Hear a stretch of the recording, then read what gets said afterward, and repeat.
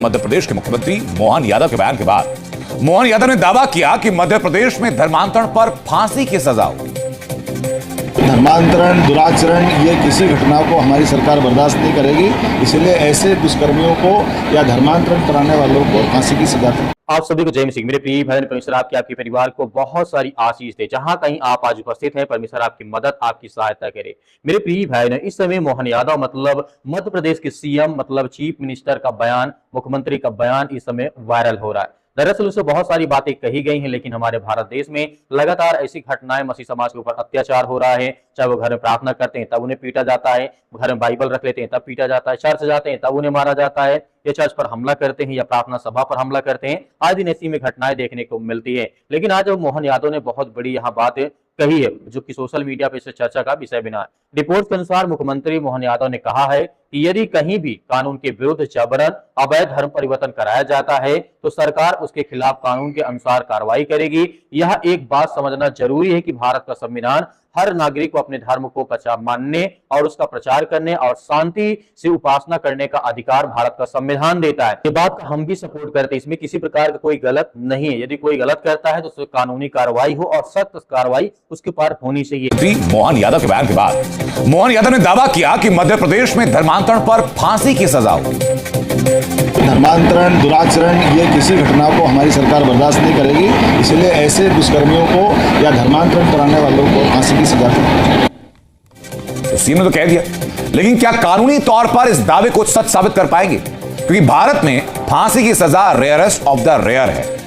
भारत में फांसी की सजा का जो सिद्धांत है वो ये कहता है कि बेहद भयानक, बेहद क्रूर या असाधारण अपराधों में फांसी की सजा हो सकती है।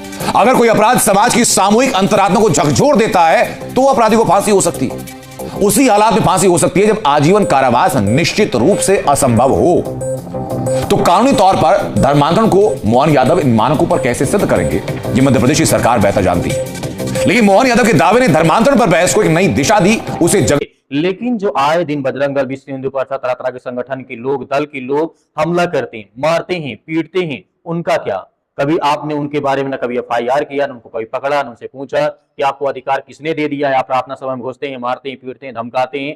जो प्रशासनिक कार्रवाई है कहीं ना कहीं होना चाहिए। हम ये मांग करते हैं कि अगर किसी व्यक्ति या संस्था का कानून तोड़ने आरोप लगाया जाता है, जैसे मसीह समाज के लोग आए दिन आरोप लगाते हैं कि बजरंग दल के लोग हमारे संस्था पे घुसते हैं, हमला करते हैं, बच्चों को मारते हैं, बच्चियों को मारते हैं, बाइबल को चीर फाड़ डालते हैं, मतलब हर तरीके से आरोप लगता है, लेकिन किसी प्रकार का कोई भी कानूनी प्रक्रिया उनके ऊपर केस नहीं किया जाता है। किसी भी संगठन या भीड़ या उस व्यक्ति को कानून अपने हाथ में लेने का अधिकार नहीं है। लेकिन हम देख रहे हैं पिछले कई वर्षों से लगातार भारत देश में यही हो रहा है। कोई भी संगठन आता है, मारता है, पीटता है, चला जाता है, और आप बयानबाजी करते हैं कोई जबरन धर्म परिवर्तन कराता है, कोई लालच देता है। हाँ, ये बुरा है, गलत है, कानून के तहत नहीं है, तो उसकी सख्त कार्रवाई हो और उन पर भी कार्रवाई हो जो व्यक्ति आए दिन हमला करते हैं, जो आए दिन मारते हैं, पीटते हैं, धमकाते हैं। तो मेरे प्रिय भाई, इस तरीके की घटनाएं हमारे भारत देश में लगातार हमें देखने को मिल रही। किसी विश्वासी को डराना या किसी भी समुदाय के खिलाफ हिंसा करना किसी भी स्थिति में उचित नहीं है। कहा जाता है कि यदि कोई शिकायत है तो उसका समाधान केवल कानून के माध्यम से